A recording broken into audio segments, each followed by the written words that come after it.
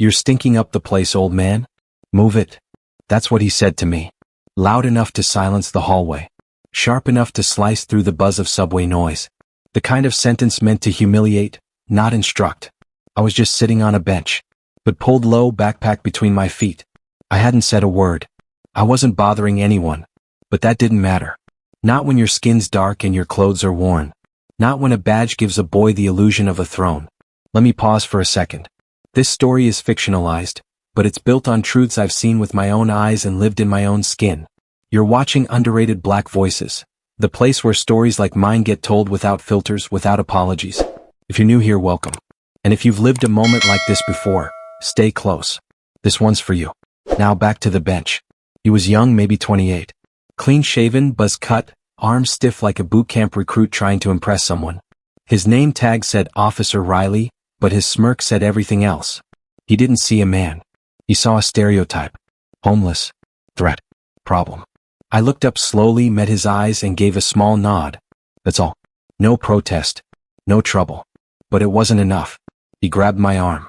Firm grip, fingers clamped like he was trying to prove something. Maybe to the people watching. Maybe to himself. Big mistake. The crowd didn't notice the shift in my posture.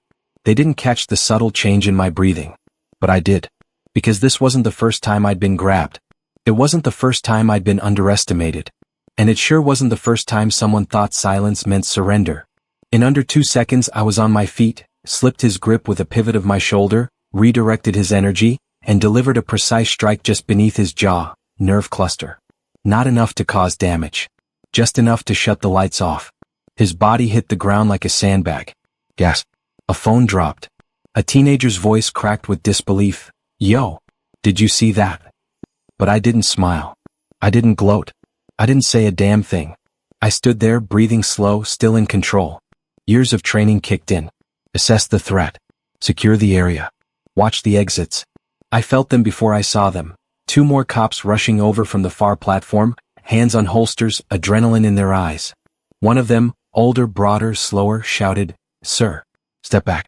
Step away from the officer." I raised both hands, palms out. Not because I was afraid, but because I knew how the script usually played out. And I wasn't about to let their fear dictate the next headline. The crowd was frozen, torn between filming and fleeing. The energy shifted. I could feel the tension thickening, people whispering, trying to figure out if they were witnessing a crime or a correction. The second cop grabbed Riley's radio and called for backup. The older one kept barking orders. Down on the ground. Hands where I can see them. I didn't move. I met his stare, calm and focused. "You really want to do this?" I asked, my voice low but firm. He hesitated.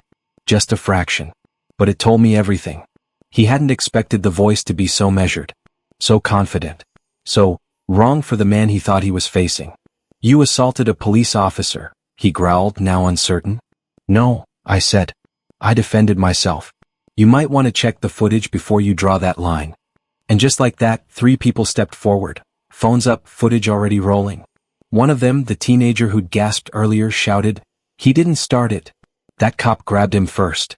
The officers looked around. They weren't expecting witnesses. Not vocal ones. And they definitely weren't expecting the man in front of them to stand like he had nothing to fear. Because I didn't. I've stood in burning helicopters. I've held my breath in sinking subs. I've stormed compounds where every shadow had a trigger.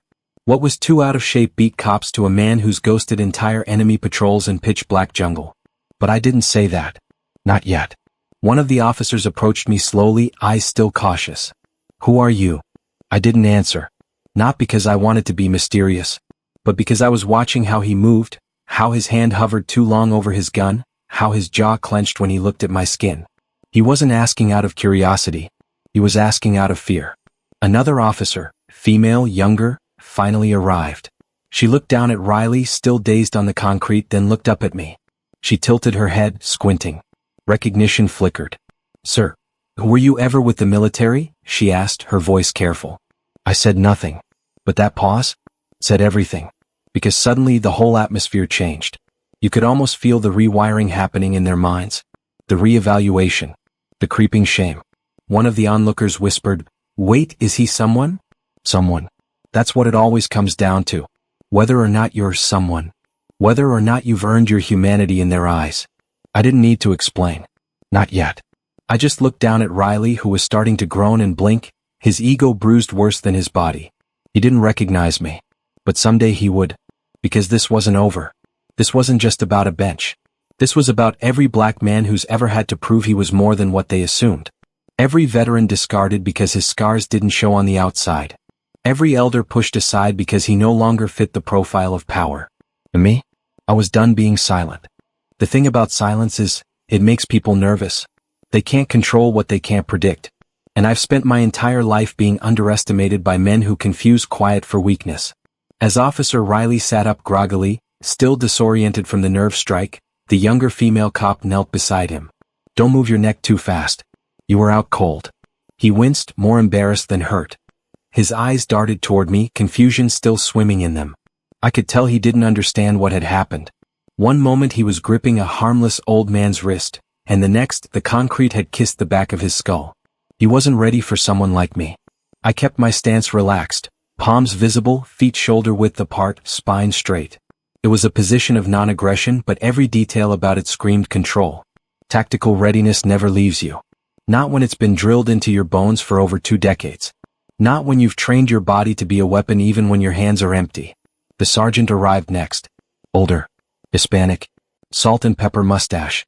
The kind of man who didn't rush, which meant he either didn't see this as urgent, or he already knew something others didn't. His eyes scanned the crowd, the unconscious officer, and then landed on me. He didn't blink. Didn't posture. He simply said, "Walk with me." I nodded once. As we moved away from the group, I could hear murmurs rise behind us. Someone was live streaming. I didn't need to look to know the whole platform was probably watching by now. Comments flying. Assumptions being made. A black man just dropped a white officer in under 2 seconds. That was enough to flood the internet with narratives before anyone even asked for the truth. The sergeant led me to the far wall, near the maintenance stairwell. Somewhere quieter. "I'm Sergeant Mendez," he said. "And before we talk, let me be clear. I don't care what color your skin is. I care about what happened." I studied him. He meant it. Or at least he believed he did. "I'm listening," he added. I exhaled slow. Not from fear but from memory. From fatigue. "Your officer approached me with aggression," I said. I was seated, alone, not disturbing anyone. He verbally harassed me, then physically grabbed my arm. I disengaged using a non-lethal control maneuver. I did not escalate. I neutralized a threat. Mendez raised an eyebrow at my wording. "That sounds like a military report," he said. "SEAL Team 6. Retired 2019, I replied. Silence. Then something in his face shifted, subtle like the click of a safety being flipped. His voice lowered. "You were a SEAL?" I nodded. "I don't carry ID anymore," I added. "But my name is Marcus Kane. You can look it up. USS Carl Vinson. Operation Neptune Spear. Baghdad 2006. Kandahar 2011. He didn't need me to keep going. His eyes had already widened slightly. He'd heard at least one of those ops before. Everyone in law enforcement had. They were whispered in training rooms like legends. SEAL missions weren't just military, they were myth. "Jesus," he muttered. I said nothing. He looked back over his shoulder at the group of officers still huddled around Riley. "They didn't know who you were." "They didn't need to," I replied calmly. "Respect isn't reserved for people you recognize. That's the whole point." He swallowed hard, as if something bitter had just lodged in his throat. "You want to press charges?" he asked. I shook my head. "No." "Why not?" "Because I'm not here for vengeance. I'm here to remind them and everyone watching that dignity doesn't come from rank. It comes from restraint." He looked at me long and hard. Then, almost reluctantly, he nodded. "I'll de-escalate the scene," he said. "And I'll make sure the footage doesn't get twisted." "You won't be able to stop it," I told him, my voice low. "It's already online. But what happens next, that part's still in your hands." He stared at me a second longer. Then he turned and walked back to his officers. I leaned back against the cool tile wall, letting the tension roll off me inch by inch. My pulse was steady. My breath calm.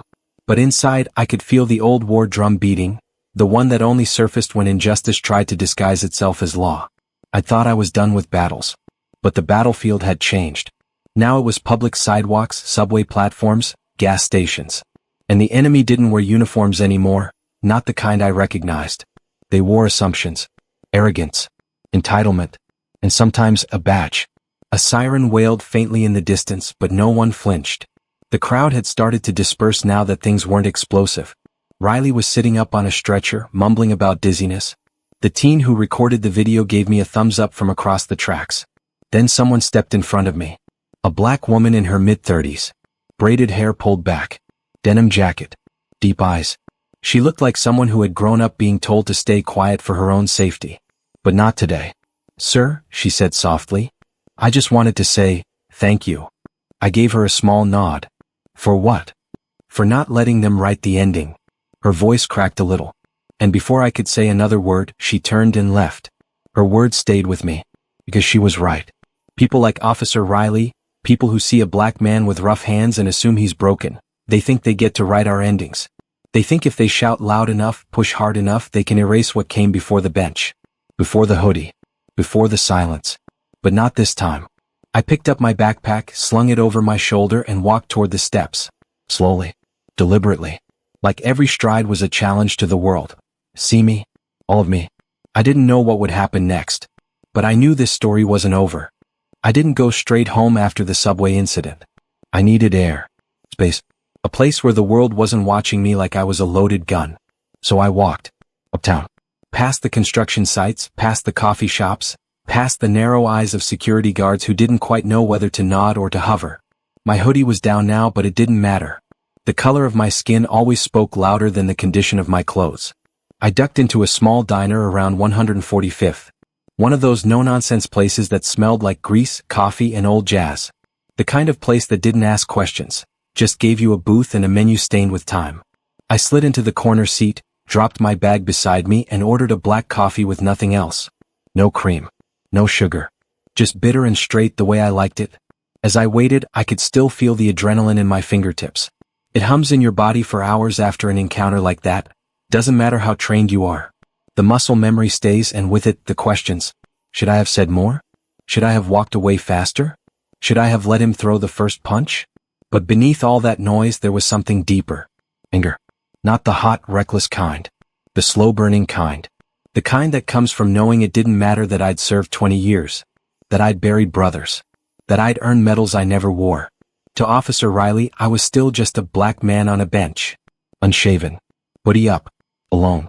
That's all he saw. And that's all the system trained him to see. I sipped the coffee when it came, burned my tongue a little, but I didn't react. Pain is just a signal. And I've trained myself to listen without flinching. The waitress, an older black woman with silver streaks in her braids, glanced at me twice. The second time she stopped wiping the counter and walked over. "You good, baby?" she asked, her voice low, familiar. I nodded. Yeah. Just needed to sit somewhere that didn't smell like fear. She smiled at that. A tired, knowing smile. "Heard about what happened at the subway," she said. "Someone showed me the video already. It's all over TikTok." Of course it was. I didn't reply. But I didn't need to. She leaned in and gently touched my wrist, the way mothers do when words would only get in the way. "You handled it," she said. "You held your ground." I looked up at her. I wasn't trying to be a hero. "Good," she said. "We've had enough martyrs." She walked away without waiting for thanks. That line stayed with me longer than the taste of the coffee. We've had enough martyrs. Outside the window, I saw two kids on scooters fly past, laughing like they'd never known fear in public. I envied that. I envied their innocence. But I also knew it wouldn't last. At some point, some cop like Riley would tell one of them to move along for no reason. And if they hesitated, that moment could define their entire future. That's the part they never put in the textbooks. They teach us about Dr. King and Rosa Parks like it was all speeches and bus seats. They don't teach us about the stairs. The humiliation. The constant swallowing of rage just to survive another day. I finished the coffee, left a generous tip, and stepped back out into the cold. It was time to face what came next. Because viral moments don't stay moments for long. They spiral. They get clipped, cropped, twisted into whichever narrative sells the most outrage. And I could feel it coming. The tidal wave. Sure enough, when I got home, an apartment 3 floors up in a walk-up I'd bought myself 5 years after retirement, my voicemail was full. Journalists. Activists. A podcast host who claimed she'd followed my SEAL career and would love to amplify my voice. My voice didn't need amplifying. It needed peace. I ignored the calls and scrolled instead. My name, Marcus Kane, was already trending on 2 platforms. The video was everywhere. The hashtags were multiplying. Hashtag bench strike, hashtag LVS badge, hashtag he didn't know. One headline read, Black veteran drops cop in subway. Turns out he was a SEAL. Another one, racist cop gets schooled by homeless-looking man. Then the truth breaks the internet. I didn't laugh. Because while the world was entertained, I knew how this game played out. For every person calling me a hero, there were 10 more calling me a thug. Calling me dangerous. Calling me lucky he didn't get shot. I shut the phone off and dropped it on the counter. It buzzed twice before I could even walk away. I didn't look. Instead, I opened a small box I hadn't touched in years. Inside, my Navy ID, a bronze star, a tattered patch from my last mission, and a folded letter, handwritten, from a boy we'd rescued in Syria. The boy had written, "You were the only one who didn't look scared." So I wasn't scared either. I held that letter in my hand for a long time. Then I made a decision. If they were going to write about me, they were going to write it right. I opened my laptop and began typing. Not a tweet. Not a Facebook post. A statement. A story. The full truth of what happened, why I reacted the way I did, and who I really was. But more than that, who I used to be. And why I disappeared. You see, people think the hardest part of serving in a special forces unit is combat. It's not. It's coming back to a world that doesn't see you. A world where you can take a bullet for your country and still be treated like a suspect when you stop to tie your shoes in the wrong neighborhood. That was the wound I never got stitched. And now, maybe it was time to let it bleed onto the page. I began writing that night. No lights. Just the pale glow of my laptop and the faint hum of the city through a cracked window. I didn't write like a man giving a press statement. I wrote like a man carving a wound open to let it breathe. I told them everything. Not just about the subway bench. Not just about Officer Riley.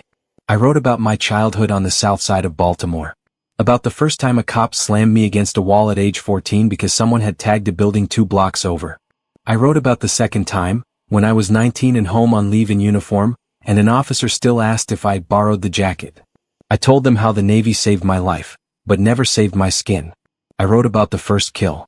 The way the blood didn't feel like something to celebrate. I wrote about my brothers in arms, Rodriguez, Coleman, Lee, all men who bled the same, laughed the same, and died the same no matter the color of their skin. I wrote about Operation Thornstrike in 2011. The mission we weren't supposed to survive. The mission we completed anyway. But most of all, I wrote about what came after. The way silence followed me home like a shadow. The way I'd walk through airports with medals in my bag and suspicion in their eyes. The way I could be a national hero on a Tuesday and a threat on a Wednesday, depending on the angle of the hoodie or the mood of the cop. I poured it all out. Every unspoken moment. Every scar. Every truth. When I was done, the sun was rising over the edge of Harlem, painting the brick buildings gold. I sat back, read the piece once and hit send. I didn't send it to the news. I sent it to a woman named Valerie Dubois. She was a journalist. Black. Fierce. One of the few voices I trusted in a world that often twisted our stories to fit someone else's comfort. She ran a small independent outlet that focused on real voices. Stories the mainstream was too afraid to tell without a filter. Her reply came back within 30 minutes. Marcus, this is fire. If you let me run it, I won't change a word. But once it's out there, you can't go back. I knew that.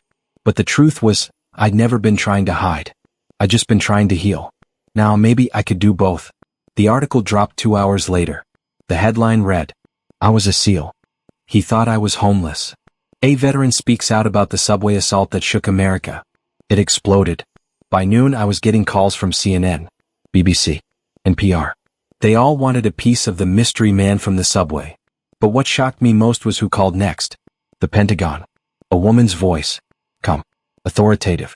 Mr. Kane, this is Colonel Adrian Whitaker with the Joint Special Operations Command.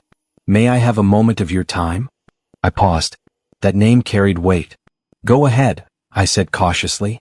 We've been watching the footage. And your piece. A beat. We'd like to speak with you, formally.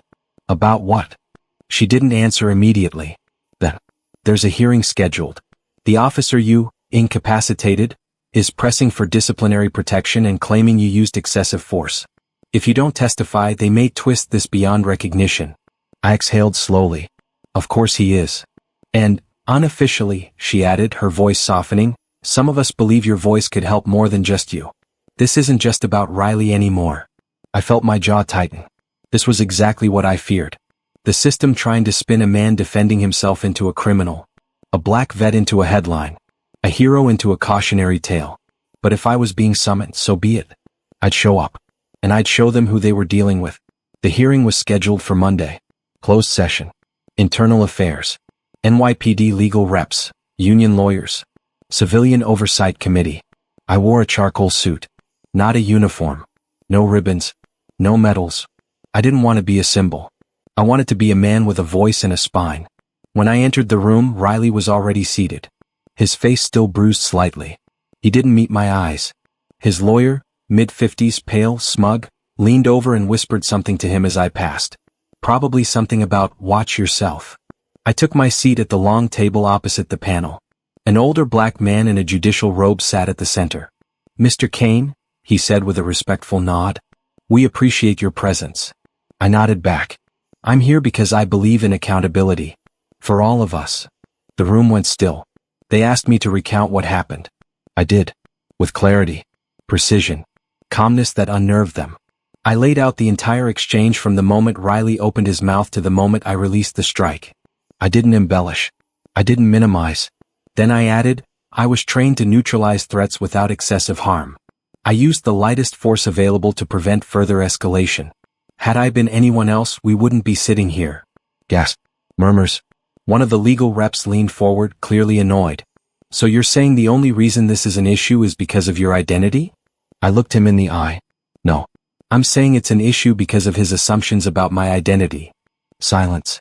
The judge finally raised his hand. We've reviewed the video. It corroborates Mr. Kane's account.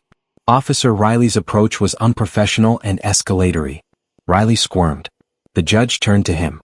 Do you have anything to say? Riley looked up. Eyes watery. Face pale. I thought he was dangerous. And why is that? The judge asked evenly. No answer. Because there wasn't one. Just the truth hanging in the air like smoke, thick, choking, undeniable. The verdict came down 2 hours later. Officer Riley was suspended without pay, stripped of his badge pending further review. Internal bias training was mandated. His record would reflect the misconduct. And me? I walked out of that courtroom not with a smile but with purpose. Because this wasn't just about me anymore. People had watched that video. Read my story. Replayed it in classrooms. In boardrooms. In precincts. And for once, the narrative didn't end with a man like me lying on the concrete. It ended with the world asking itself, what if we've been judging strength by the wrong standard all along? They say justice is blind. But I've seen her flinch. I've seen her hesitate when the skin is dark, the voice is low, and the man in question doesn't match the heroic mold they had in mind. And even though Officer Riley walked out of that hearing with nothing more than a bruised ego and a stained record, I walked out with something else entirely. A target. Because when a black man doesn't just survive, but wins, the system doesn't clap. It calculates. That night, my street was unusually quiet. The kind of quiet that isn't peace, it's pressure. The tension before a storm. A few neighbors nodded at me, others looked away. Not out of shame but fear. Fear that my rising visibility might bring the wrong kind of attention to the block. And they were right to worry. The next morning, I woke up to find a brick on my doorstep. No note. Just a single word spray painted on it. Liar. I stared at it for a long time. Then picked it up, walked inside and placed it on my bookshelf, between The Art of War and The Fire Next Time. Let them throw bricks. I'd been through worse. But it wasn't just threats from cowards that started piling up. My email was flooded. Half praise, half venom. Anonymous trolls calling me a disgrace. Others claiming I faked my service. One even photoshopped a fake discharge form and posted it online claiming I was dishonorably removed. The post went viral for 6 hours before it was debunked. But by then the seed was planted. That's how these smear campaigns work. It's not about the truth. It's about volume. Distraction. Noise. But if there's one thing Navy SEALs know how to do, it's navigate chaos. Still, I knew I couldn't do this alone. So I called someone I hadn't spoken to in 5 years. Her name was Avery Mitchell. Former JAG officer. Black. Brilliant. One of the sharpest legal minds I'd ever seen in uniform, and the only woman I ever loved after the war. We hadn't ended badly.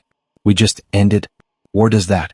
Sometimes two people return with different kinds of silence, and neither one knows how to hold the other's ghosts. When she answered, her voice was cool but not cold. Marcus. Avery. Pause. I saw the video, she said. And the article. And the hearing.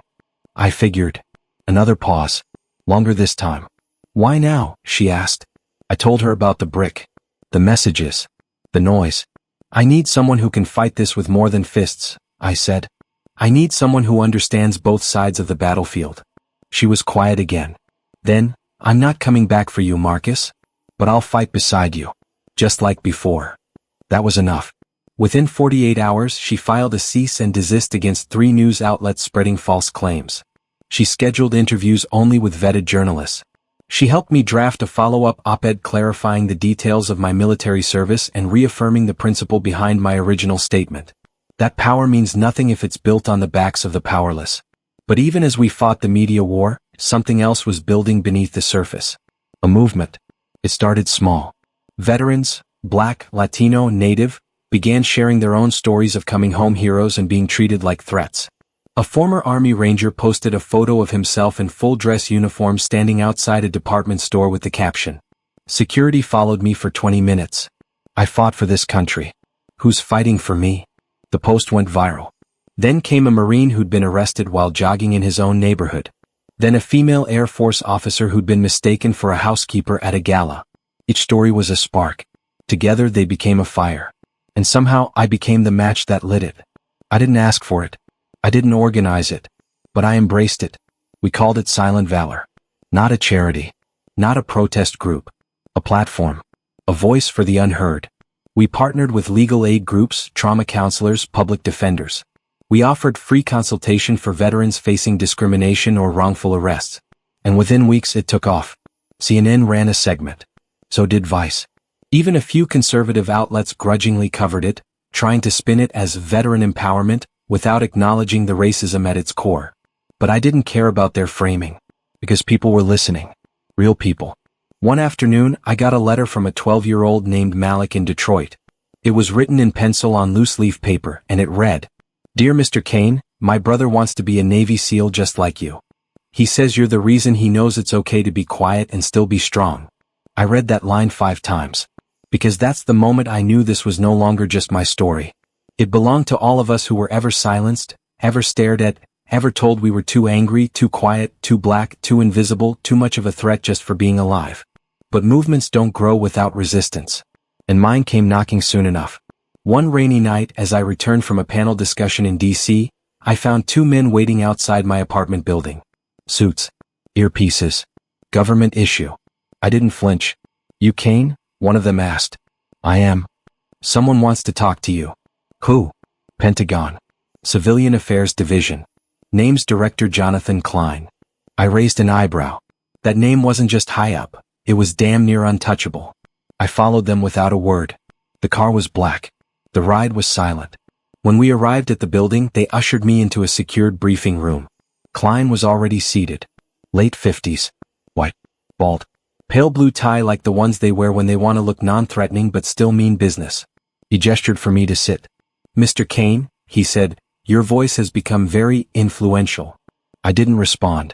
He continued. "There are some who feel your message is becoming divisive, polarizing, perhaps even destabilizing." I leaned forward slightly. Truth tends to do that. He smiled, thin and artificial. "Be that as it may, the Department of Defense prefers when its former operators refrain from political involvement." "Am I under investigation?" I asked. "No," he replied. "Not yet." I stared at him. "So this is a warning." He folded his hands. "It's an opportunity. Step back. Let the noise settle. Walk away with your dignity intact." I let out a slow breath, then stood. "Tell your people something," I said. "We don't fight for silence. We fight to be heard." And with that I walked out. Because once you've survived war, you stop fearing whispers. By the time I got home that night, the rain had stopped, but the air still carried the weight of something unfinished. That's how it always feels after one of those meetings. The kind where power smiles through its teeth and pretends to offer a handshake when it's really gripping a leash. But I wasn't that man anymore. And I never wore a leash.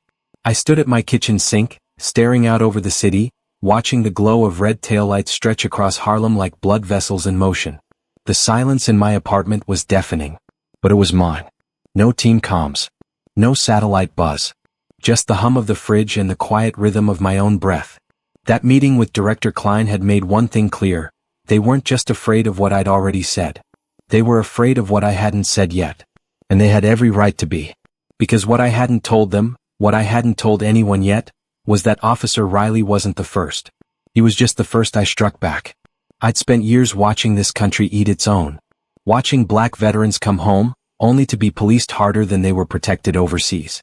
I'd seen it in every city I visited, every quiet face in the back of community halls, every, "Thank you for your service," said with one hand while the other clutched a purse. But something about Riley had lit the fuse. He didn't just grab my arm, he tried to erase me. Erase the man. The record. The sacrifice. The soul. And for once I hadn't let it happen. But standing up had made me visible. And visibility is dangerous when the system depends on your silence. That night I met with Avery again. We sat in her apartment this time, clean, precise, just like her. Books lined every wall, mostly law, some poetry. A small framed photo of her younger brother sat near the window. He'd died in Afghanistan. I remember attending the funeral in dress blues, standing next to her in the rain. "He wouldn't have believed any of this," she said, gesturing toward my phone, which hadn't stopped buzzing for 2 straight hours. "Maybe he would," I replied. "He saw enough before he left." She nodded, eyes tired. "I've filed a formal request under FOIA," she said, "to find out just how long they've been watching you. You think they started before the subway? I think you're not the only one they've flagged. And you're definitely not the first they've tried to shut up." She handed me a folder. Inside were reports, surveillance summaries, internal memos, and my name was on them. Not just from this month, from 5 years ago. "You testified in that misconduct trial in 2018, remember?" she said. "Against the contractor that opened fire on civilians." I nodded. I hadn't thought about that in years. A private military outfit had gunned down 3 unarmed men outside a medical convoy. I was the only SEAL on the ground who testified. "They never forgot," she said. And now it all made sense. The denial letters after retirement. The sudden audits. The apartment break-in last year where nothing was stolen but my laptop. They weren't random. They were warnings. I closed the folder and looked at her. "So what now?" She leaned forward. "Now we go louder." That weekend, we hosted the first Silent Valor Veterans Assembly in D.C. We weren't sure how many would show up. We booked a community center and kept expectations low. But by noon the place was full. Retired Marines in wheelchairs. Young National Guard members. Air Force mechanics. Black, brown, Asian, white, but all of them with stories. One after another they took the mic. A man from Chicago who'd been arrested in front of his own child because a cop thought his VA card was fake. A woman from Mississippi whose PTSD was used against her in a custody case. A former intelligence officer who'd been pulled over 7 times in a month for matching a description. Each story cracked something open in the room. And with each word the shame shifted, off their shoulders and back onto the system that put it there. Then they called me up. I didn't speak from notes. I spoke from memory and pain. I told them about Riley. About Klein. About the brick. About the silence that follows men like us long after the guns go quiet. And then I said this. They taught us to stand between danger and the innocent. But what happens when danger wears a badge? What happens when the innocent is you, and no one believes it until you bleed on camera? The room went still. And then it erupted. Not in cheers. In tears. In claps. In fists pounding chairs. It wasn't celebration. It was release. We weren't angry because of one cop. We were angry because of centuries. That night, the hashtag we came home to trended globally. Major networks tried to pivot their narrative. Suddenly I wasn't just a man on a bench. I was a national symbol of accountability. A reluctant hero. They still didn't get it. I wasn't trying to be a hero. I was trying to stop them from killing the next one before he even had a chance to be anything. But with that spotlight came consequences. 2 days later, my apartment was broken into again. This time they took the folder and left a single bullet on my pillow. I stared at it for a long time, rolled it between my fingers. No fingerprints, no message, but the message was clear. Back down, or this becomes real. I called Avery. She came immediately, gloves on, evidence kit in hand. She didn't panic, just snapped photos, bagged the bullet, and set the alarm herself before leaving. "You're too loud," she said, "and too effective." "They're scared," I replied. "They should be." The next day, I booked a room in a secure veteran housing facility under an alias. But I didn't hide. I went to the next town hall, the next panel, the next interview. Because if a bullet on my pillow was supposed to scare me silent, they clearly forgot who I used to be. A SEAL doesn't retreat. He regroups. The human body reacts to threats in 3 ways: fight, flight, or freeze. But there's a 4th reaction most people never talk about. Focus. That's the one you earn. The one you train for. The one that kicks in not when you're scared, but when you know the danger is coming, and you run toward it anyway. That was where I was now. No more hiding. No more reacting. I was done letting them push. It was time to push back. We moved our operations from a borrowed office into a proper center. An old post office we leased and renovated just south of the Capitol. Clean lines. Steel doors. Fiber internet. Veterans painted the walls themselves, hung flags from every branch, and built desks by hand. We didn't call it a headquarters. We called it the Watch Post. And from there, Silent Valor went national. We launched an open database of veteran police discrimination cases. Public, searchable, sourced. We offered legal training to veterans so they could advocate for themselves. We created mentorship programs connecting younger soldiers with older vets who'd seen the ugliness before and knew how to survive it. More importantly, we taught them how to speak. You'd be amazed how many warriors can breach a compound but freeze up in front of a microphone. Not out of fear, but because they've been told for too long that their pain isn't strategic. We changed that. And the more we spoke, the louder the pushback got. Suddenly, I was being accused of inciting anti-police rhetoric. Politicians called me dangerous. One cable network invited me to defend myself on live TV, only to ambush me with 3 white panelists shouting over every word. I didn't raise my voice once. But when they tried to twist my story into a question of patriotism, I leaned in and said, I didn't fight terrorists overseas to come home and be called one for surviving. The clip went viral. Again. But this time something shifted. Because it wasn't just veterans who started standing up. It was nurses, teachers, delivery drivers, single mothers, immigrants, anyone who had ever been shoved aside, talked down to, or nearly broken by a system that only values you when you're silent. I started getting letters by the hundreds. One from a retired police officer. White. From Ohio. Marcus, I watched your video with my son. I served on the force for 30 years. I thought I was one of the good ones. Then I watched that subway tape, and I saw myself in Riley. Not the move. The assumptions. The silence that follows. I'm sorry. We have a long way to go. Another, from a prison guard in Georgia. Your story made me realize how many of the guys I work with treat our veterans like criminals just because they have trauma. I want to help fix that. Sign me up. And then came the invitation. The one I never expected. The Senate Armed Services Committee wanted me to testify. Not about Riley. Not about Silent Valor. But about the broader question, how does the U.S. government ensure its veterans of color are treated with dignity and equality after service? I sat with Avery the night I got the letter. We didn't speak for a while.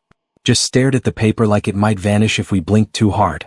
This is big, she said finally. I nodded. They're not inviting you to thank you, she added. They're inviting you to control you. To neutralize the threat.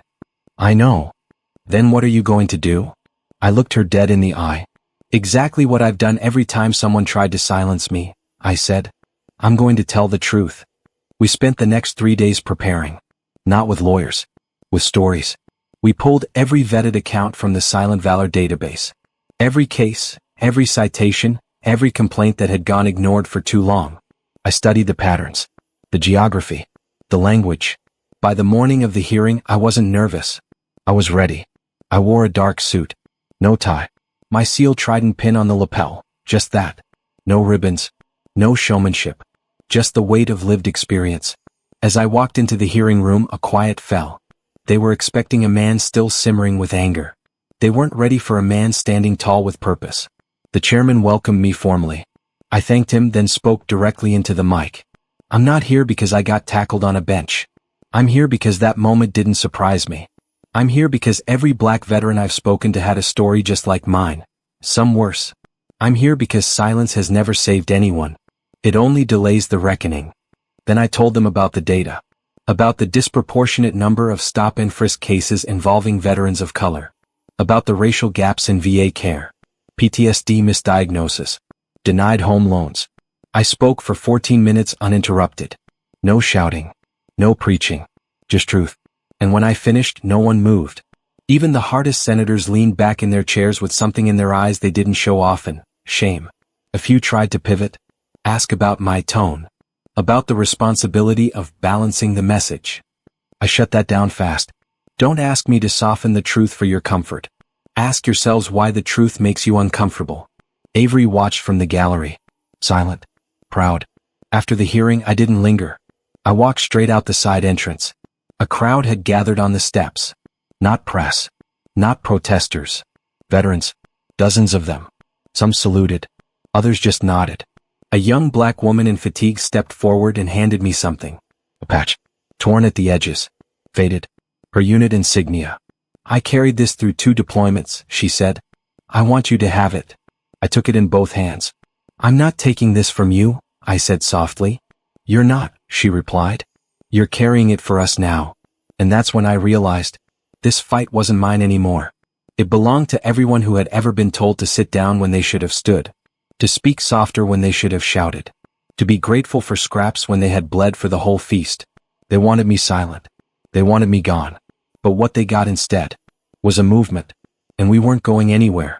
The morning after the Senate hearing, I woke up before the sun. Old habit. Combat does that to you. Even years later, you wake with the ghosts of missions long past still whispering in your muscle memory. I sat on the edge of the bed, boots already laced, staring at the wall like it might change. But the wall didn't change. I did. Overnight, my testimony had reached millions. Clips were everywhere. YouTube, TikTok, cable news, even bootleg Facebook pages with pixelated subtitles. People weren't just quoting what I said, they were feeling it. Memes. Editorials. Counter-editorials.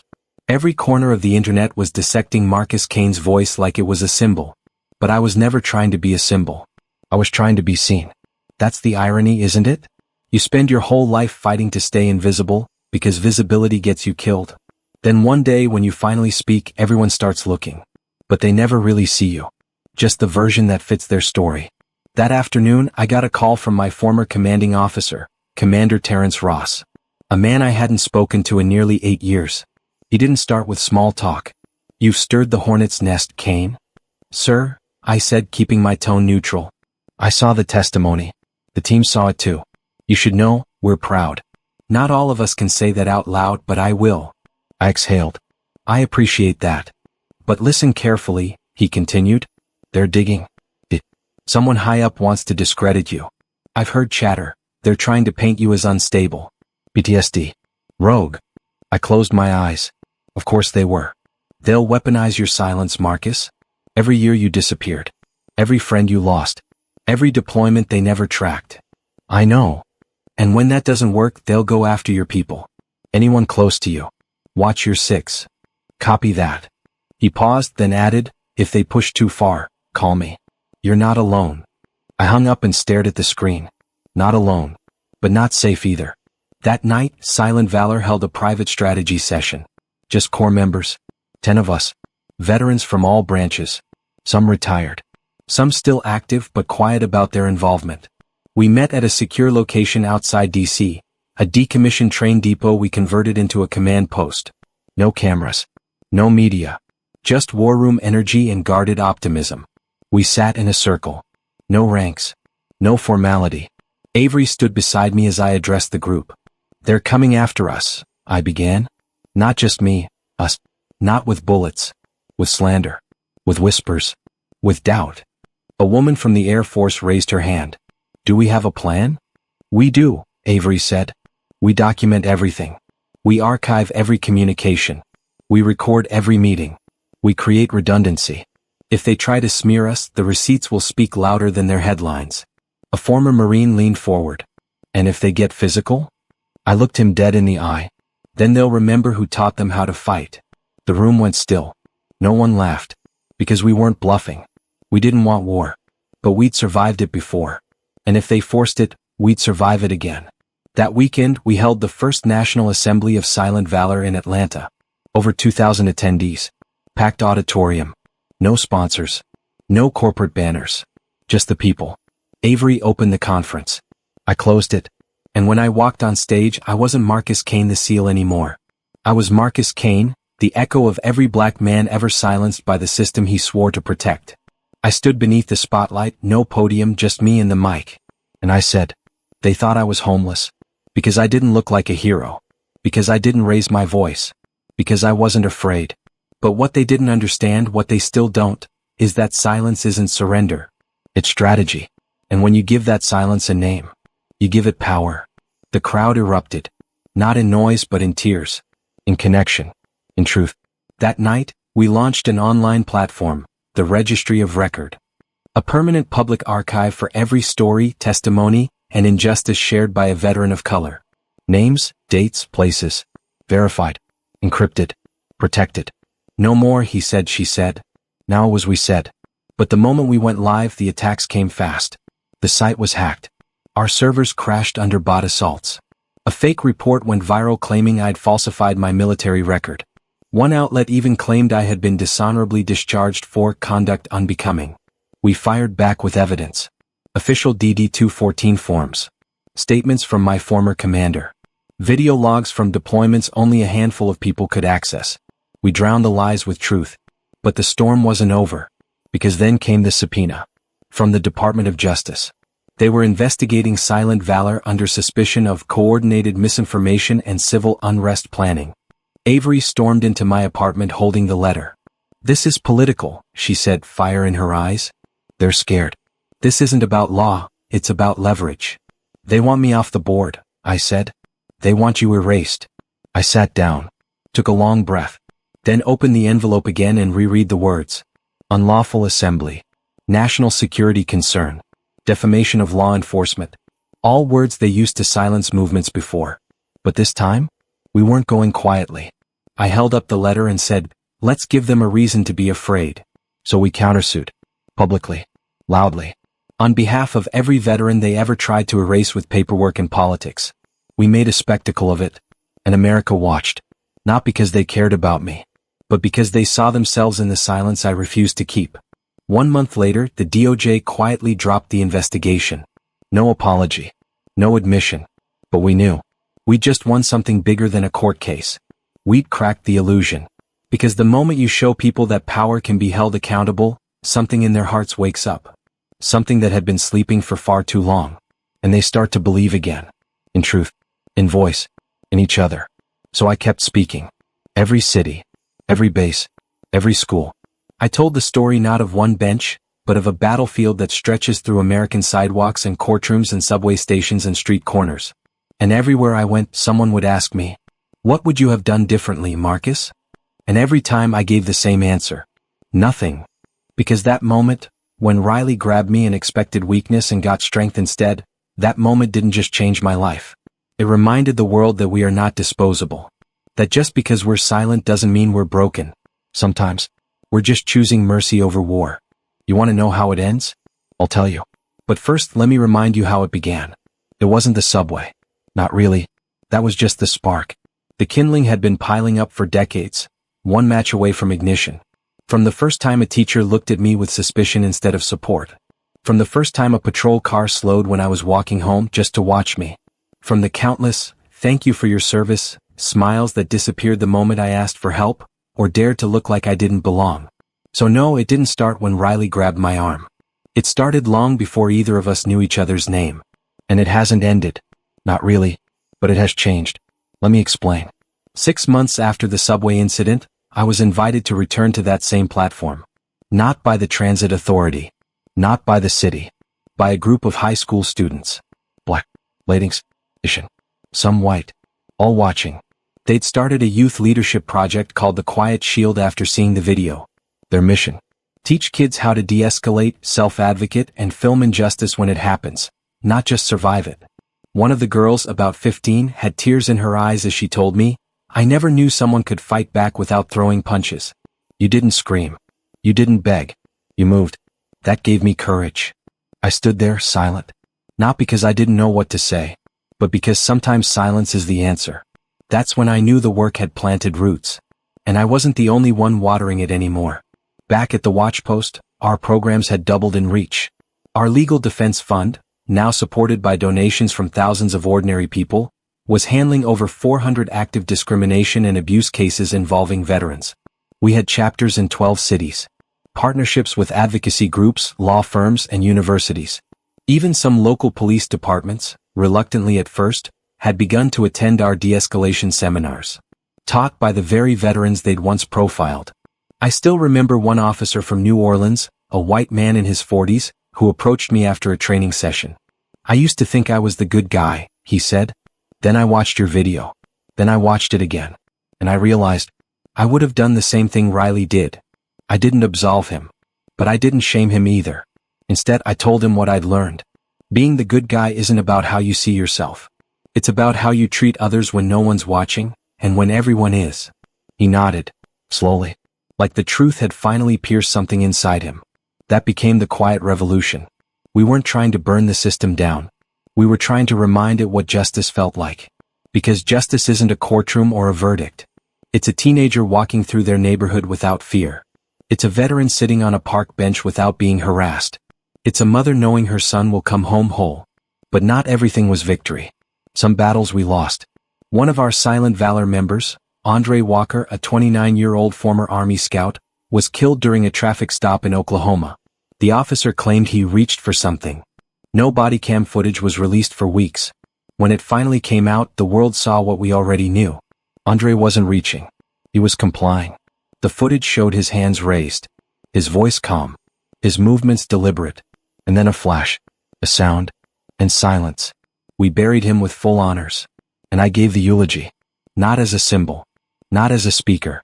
As a man who was tired of watching the best of us be treated like the worst. I said this.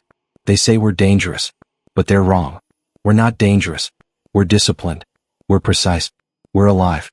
And that scares them more than anything, because alive we speak. Alive we remember. And alive we fight back. Not with violence. With truth. With law. With power that doesn't need permission. His mother hugged me after. She whispered, "You gave him a legacy." I held her close and whispered back, "He gave us one." And that's when I realized, maybe this was never about stopping injustice completely. Maybe it was about making sure that every time it happens, we make it harder to repeat. Maybe it was about documenting, remembering, resisting, enduring. Because that's what Black veterans have always done. Even when we were invisible. Even when they called us heroes overseas and threats at home. Even when the medals on our chests couldn't protect us from a badge pointed in the wrong direction. Even then we endured. And we're still here. So no, this isn't the end of the story. I still walk past cops who put their hands on their belts when they see me. I still get looks in restaurants when I ask for a table alone. I still get asked, "What branch were you in?" Like I have to prove it twice. But I also get letters. I get hugs. I get whispered, "Thank you," in grocery stores from strangers who saw something in my voice that gave them courage to use their own. And every time that happens, I think back to that bench. To Riley. To the moment he grabbed my arm. And I remember, I could have broken him. I didn't. I chose not to. Because the mission wasn't revenge. It was reform. And mercy? Mercy is how you remind power it doesn't own you. So to anyone still watching this, wondering if their voice matters, it does. To anyone sitting on their own version of that bench, feeling like the world has already decided who they are, it hasn't. And to anyone who thinks silence is weakness, understand this. Sometimes silence is the sharpest blade. And sometimes, it's the last warning before the war.